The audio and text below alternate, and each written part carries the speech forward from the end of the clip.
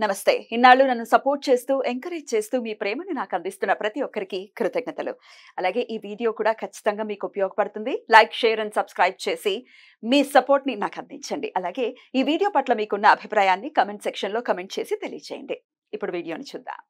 నమస్తే. Welcome to our channel. నేను పద్మిని. ప్రస్తుతంతో పాటు ప్రముఖ ఆధ్యాత్మికవేత్త, జ్యోతిష పండితులు, అమ్మవారి సేవకులు, దత్త గణపతి ఉపాసకులు మురళీధర శర్మ గారు మనతో పాటు ఉన్నారు. మాట్లాడదాం. మురళి గారు నమస్తే అండి. మహాదేవ శ్రీమాత్రే నమః. కొంతమంది చూస్తూ ఉంటామండి. వాళ్ళు ఏది పడితే అది బంగారంలా మారిపోతూ ఉంటుంది. ఎంత అదృష్ట జాతకులు అని అనిపిస్తుంది. అదేదో సర్టెన్ పీరియడ్ లో కాదు, చాలా కాలం అలా ఉంటారు. అసలు పుట్టుక నుంచి ఎండ్ వరకు కూడా వాళ్ళు అలాగే ఉంటారు. మహారాజుల్లా ఉంటారు, పట్టిందల్లా బంగారం లాగా ఉంటారు. నిజంగా చాలా మహర్జాతకుల్లా ఉంటారు.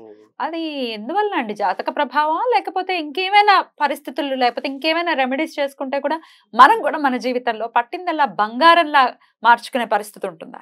తప్పకుండా అమ్మా. పట్టిందల్లా బంగారం అంటేనే ఎంత అద్భుతంగా ఉన్నాయి. వినడానికి ఎంత బాగుంది.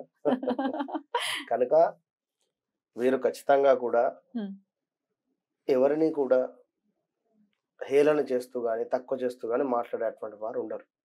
ఎందుకంటే గుప్తంగా వీరి పని వీరు చేసుకొని వెళ్ళిపోతారు. ఎలాంటి రెమెడీస్ అయినప్పటికీ కూడా ఉంటవి. వీరు కూడా ఆ స్థాయికి వచ్చారు అంటే తప్పకుండా కూడా రెమెడీస్ ఉంటవి.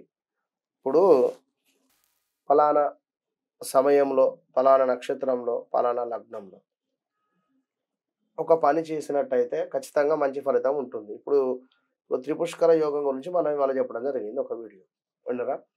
అదేవిధంగా కొన్ని యోగాలు తెలిసినటువంటి వారు వారి వద్ద ఉండడం కానీ, గురువులను ఆశ్రయించడం కానీ, నాన్న ఈ రోజు నాడు ఈ పని చేసుకోరా బాగుంటుంది. అయితే ఇక్కడ ఒక బాధ్యత లేకుండా, ఎలాంటి బరువు బాధ్యతలు లేవు అనుకుంటే ఎవరము కూడా ఎవరి వద్ద నుండి ఏది ఆశించము. ఖచ్చితంగా కూడా గురువులైనా ఎవరైనా కూడా అటు పిమ్మట కొన్ని బాధ్యతలు ఉన్నవి కనుక ఖచ్చితంగా కూడా ఆశించేటువంటి ప్రతిఫలం అనేటువంటిది ఉంటుంది. అయితే ఇక్కడ గురువుకు ఉండడము కంటే వారి శిష్యులు ఎవరైతే ఉన్నారో, భక్తులు ఎవరైతే ఉన్నారో వారికి ఆ విషయం అర్థమై ఉండాలి. గురువుతో మనము ఖచ్చితంగా కూడా వారి సమయాన్ని మనం వృధాగా తీసుకోకూడదు. వృధాగా కనుక ఒక పండు కావచ్చును, లేదా ఒక దక్షిణ కావచ్చును, లేదా ఒక ఎలాంటిదైనా వారి అవసర నిమిత్తము, వారి ఇంట్లో కుటుంబం ఉంటుంది కనుక వారి అవసర నిమిత్తం ఖచ్చితంగా ఏదైనా అక్కడ సమర్పించుకొని మనము ఆ యొక్క మంత్రం కానీ, లేదా మరొకటి కానీ వారి నుండి కొంత జ్ఞానాన్ని తెలుసుకొని మనము దానికి సంబంధించినటువంటి రెమెడీస్ చేసుకోవాలి. మంచి ఫలితం ఉంటుంది. ఏదో ఎక్కడో బుక్కులో చూసేసి, లేదా ఎవరో చెప్పేశారు అనుకొని చేసేస్తే ఉంటుంది దాని రిజల్ట్ దానికి. ఇన్ కేస్ తిప్పి కొడితే ఎక్కడికో వెళ్ళిపోతారు. కనుక కొన్ని మంత్రాలు కానీ, కొన్ని విషయాలు కానీ గురువుల ఎదుట కూర్చొని చక్కగా వారి సమయం ఉందా లేదా అనేటువంటి విషయంగా మనం తెలుసుకునేటువంటి పరిస్థితి. ఇందులో మంగళవారం ఏమిటి? అమ్మవారికి ఎంతో ప్రీతి. మంగళవారము అంటేనే అప్పు తీసుకోవడం కానీ, ఒకవేళ అప్పు ఏదైనా ఉంది అనుకుంటే అప్పు తీర్చేయండి మంగళవారం రోజు అని కూడా మనం ఎన్నో వీడియోలో చెప్పి ఉన్నాం.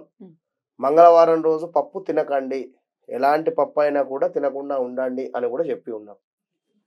ఇక మంగళవారం రోజు ఒక ఎరుపు రంగు వస్త్రాన్ని తీసుకొని ప్రదోష కాలంలో, అంటే ఈవినింగ్, అందులో కొంత ఉప్పును, కుదిరితే రాళ్ళ ఉప్పు లేదా మామూలు ఉప్పు అయినా వేసి ఇంటి ముందు సింహద్వారం వద్ద ఒక మూటలాగా కట్టేసేయండి.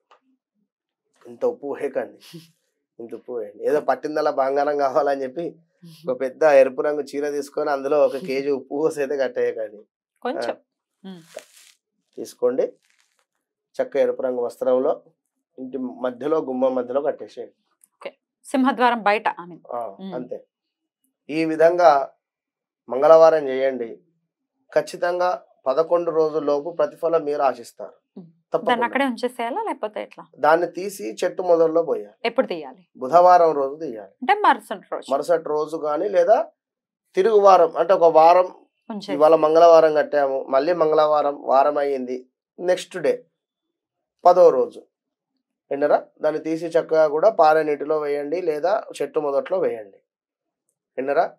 ఇక్కడ మరొకటి ఏమిటి అంటే ఇంటిలో ఖచ్చితంగా కూడా గుర్రము ఆ నాడా రెండు కాళ్ళు కూడా లేదు, ఉమ్, గుర్రం రెండు కాళ్ళు కూడా ఉమ్. ఎత్తినటువంటి విగ్రహము. ఓ ఓకే. ఏంద్రా విజయం వైపుగా ఉమ్, ఒక హార్స్ రెండు కాళ్ళు కూడా పైకి ఎత్తి ఏ విధంగానైతే దూకబోతూ ఉన్నదో రైట్. ఆ విధంగా ఉండేటువంటి ఒక ఐడల్ ను మీరు ఆ యొక్క హాల్లో కానీ లేదా ఈ యొక్క ఒకవేళ మన చిత్రపటం దొరికినా కూడా హాల్లో కానీ మామూలుగా ఒక సైజులో కూడా వేసుకునేటువంటి ప్రయత్నం చేయండి. విగ్రహం లేదు అనేటువంటి సందర్భంలో ఫోటో రూపంలో అయినా పెట్టుకోవచ్చు. ఫోటో రూపకంగా అయినా కూడా ఒక్క పెట్టండి. గుర్రమే ఉండాలండి ఒకటే లేకపోతే గుర్రం. ఒకటే గుర్రం? ఒకటే గుర్రం. ఇక 4-5 గుర్రాలు పరిగెత్తేటివి హాల్ నుండి లోపలికి వచ్చేటువంటి విధంగా దాని ఫేసింగ్ ఉండాలి. ఇంటి నుండి బయటికి వెళ్ళేటువంటి విధంగా ఉండకూడదు. విన్నరా? ఇక ముఖ్యంగా ఏమిటంటే ఒక శుక్రవారం రోజు చక్కగా కూడా కడపను కడిగేసి కడపను చక్కగా కూడా బొట్లతో మంచిగా నింపేసి ఇక కుదిరితే మీ యొక్క సింహద్వారము ఇప్పుడు ఒక ప్రతి గృహ ప్రవేశం అప్పుడు స్వస్తికి సింబల్ వేస్తాం, అవును. శుభమస్తు అని రాస్తాం. ఇది ఎప్పటికైనా ఉండిపోతుంది. స్వస్తిక్ అంటేనే అష్టలక్ష్మికి సంబంధించింది.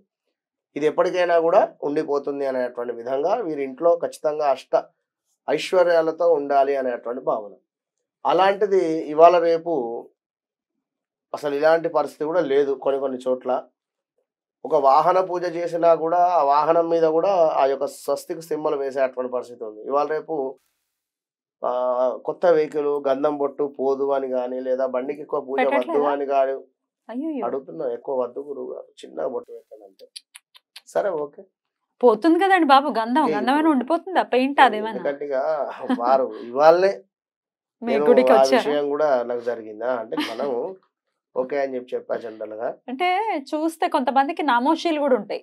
ఏమిటి పూజ చేయించుకున్నారా ఇట్లాంటి మాటలు మాట్లాడితే తిరిగి కూడా సమాధానం చెప్పలేరు. దైవానుగ్రహం కావాలి కానీ ఎవరైనా గుడికి వెళ్తున్నారా అంటే చెప్పరు.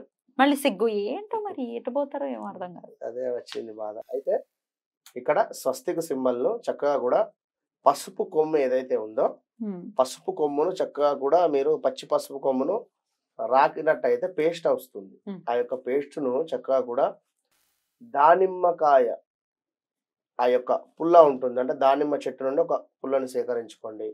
ఆ యొక్క పుల్లతో మీరు కుదిరితే అందులో కాస్త సర్ఫ్ వేయండి.